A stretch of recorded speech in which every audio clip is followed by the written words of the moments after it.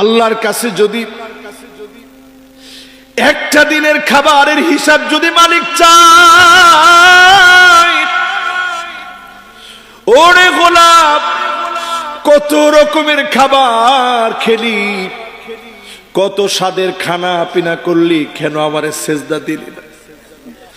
আমার ফিলিস্তিনে আমার গোলামেরা পাখির খাবার খেয়েছে, তারপরও নামাজ ছাড়ে নাই, কাফেরদের কাছে মাথা নত করে নাই। ইহুদিরা ওই জায়গায় এসে আক্রমণ করতেছে, তাবু টানায়া মুসলমান থাকতেছে, কনকনে শীতের ভিতরে মুসলমান সময় পার করতেছে। ও আমার ভাইয়েরা, আরব দেশে আমি লেখাপড়া করেছি। হাড় কাঁপানো শীত কাকে বলে? হাড্ডিতে যে শীত ধরে যায়, এমন প্রচন্ড শীত।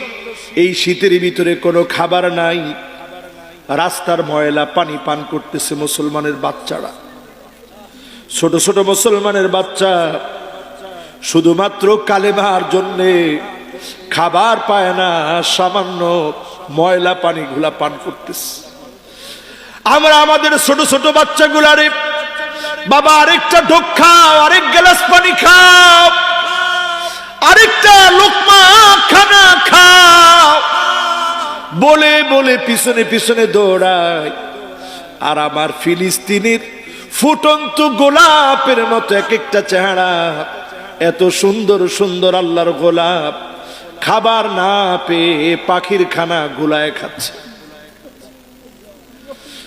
উচ্ছিষ্ট খাবার, রুটির টুকরা অংশ যেগুলো ফেলে দেওয়া হয়েছিল, বিভিন্ন পশু পাখির খাবারগুলো খাচ্ছে।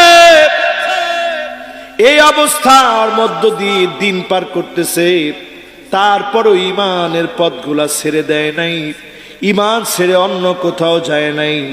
এমন ইমানদারদেরকে জাহান্নামের আগুন হারাম বানায়া যিনি জান্নাতি বানায়া দিবেন, তিনি কে? মনটা খুব দুর্বল হয়ে গেছে এদের ভাইদের কথা বললে, সত্যি আর দিলটা আর ঠিক থাকে না।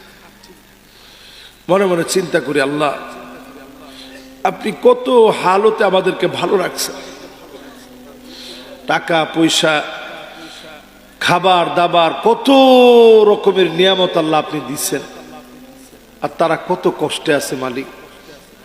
আল্লাহর কাছে অন্তত এই সময়ে যারা নামাজ পড়ে না, কেমনে জবাব দিবেন আল্লাহর কাছে? 5 ওয়াক্ত নামাজের পরে একটু বসে বসে ফিলিস্তিনের ভাইদের চেহারাগুলা মনে করে করে আল্লাহরে বলেন, আল্লাহ আপনি মুসলমানদেরকে বিজয় দেন, আর মার খাওয়ান না। আল্লাহ যদি মারতে মনে চায় আপনি মারান, কাফের কুফার দিয়ে মার খাওয়ায়েন না, ঠিক কিনা বলেন?